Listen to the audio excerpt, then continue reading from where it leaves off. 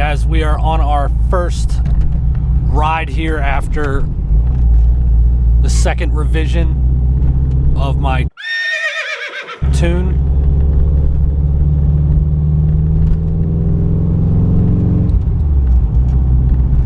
It still needs quite a bit of work. This thing is pretty far off having such different everything about the intake, but it definitely runs a lot smoother. Even the first revision felt a little smoother because I had some of the power back from all the timing that I'd pulled initially. The process I was doing, getting the MAF close, I hadn't actually done anything with the timing other than just initially lower it and lower it everywhere I saw that it needed even more taken out. So at this point, there's quite a bit put back in. This is the first revision since the base map. So this is with a little bit of timing adjusted after the learning views and log of driving around for 20 minutes.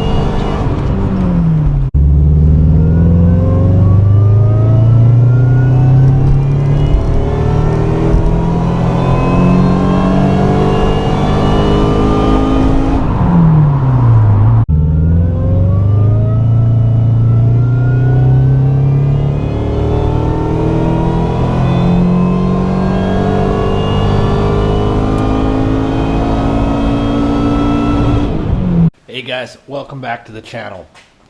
Just wrapped up things with the tuner.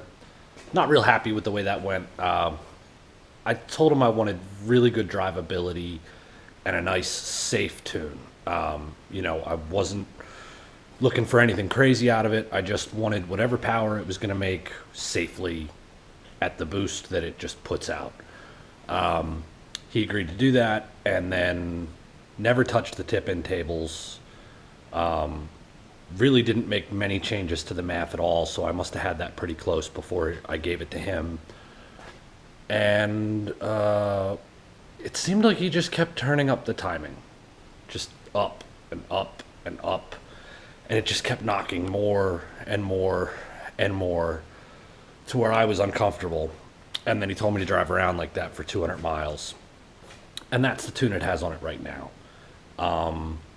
I have seen fine learn as high as 10 degrees on this tune in some spots, but it is very frequently present when driving at low loads, and pretty much anywhere under 3 it can pop up from time to time. So it's pretty aggressive on the timing. I don't think that's playing well with this because this thing makes power down really low, lower than it could with a turbo, because if you just give it enough gas to start closing the bypass valve, you're starting to get boost. When the tuning left off on Friday, and I know the guy doesn't do anything Saturday and Sunday, I decided to go ahead and try to take care of my grinding into fourth gear. So I have filled the motor mounts. Well, not the motor mounts, because I have the round style motor mounts, guys. So there's really nothing I can do with them as far as trying to stiffen them up. The trans mount, however, is the typical, one with a big hole here, a big hole there, another hole there, and a big one over here. So I did go ahead and fill them in with polyurethane. That's going to take about 8 days to dry. I also did my carrier bearing because this thing was just floppy, and now it's nice and stiff. I like that. That's going to feel good. Because I'm telling you, when I drive this thing and shift hard, I can actually feel this thing like moving around, like giving me a little bump on the floor. And we also did the rear diff bushings back here. There are a few other things I need to address on the car. Another being for the grind that I'm getting. Anytime I'm over about 4,500 or $5,000, especially over 5. I will get a grind going from third to fourth gear in this. So what I've been reading about is the Subaru Trans Cocktail for the 5MT. A lot of people say it's not great for the 6MT, but some people say it works on that one as well. I did go ahead and order up 3 jugs of the Redline lightweight shockproof, as well as 1 jug of the Motul 300 7590. Because that is the go-to. You're supposed to do 3 quarts of the Redline lightweight shockproof and then fill the rest up with the Motul 300. It won't take the whole thing. Don't dump the whole one in there or you'll be overfilled. I'm hearing really good things about this Trans Cocktail. There are a lot of testimonials on the forums as well as also on the websites that'll sell you the 4 bottles you need to do it. And pretty much I'm going to say more than half of those testimonials are people saying that it fixed their third to fourth gear grind. So I'm looking hopeful on that, because as it is right now, I can't use all the power this thing has because I'm babying the trans so that I don't grind it.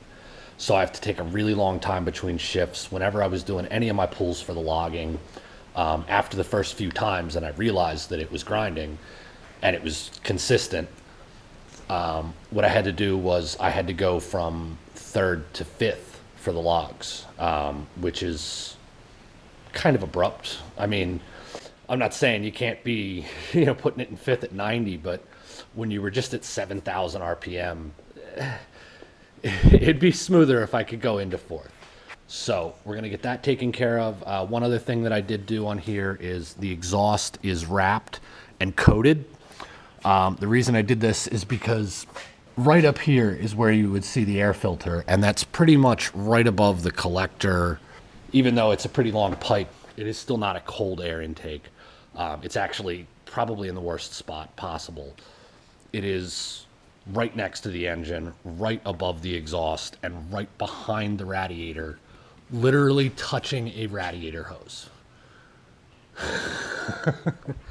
I actually had to put a little relief in the air filter right here. You can see it's got a dent in it. That's on purpose. That's for the oil dipstick. That's how close it is in here. Eventually, if I can get the battery relocated on this, that will free up some space. And I'll be able to put the air filter right there with a box that could scoop the air from right here. And that would be amazing. But for right now, I can't do that because I don't have enough money to get all of the wire it would take to properly relocate the battery. That is not cheap wire. And at that point, I could even have the air filter just sticking down here. Like I could put the filter right there and then maybe build a little tray under it so that it's not getting splashed by the tire.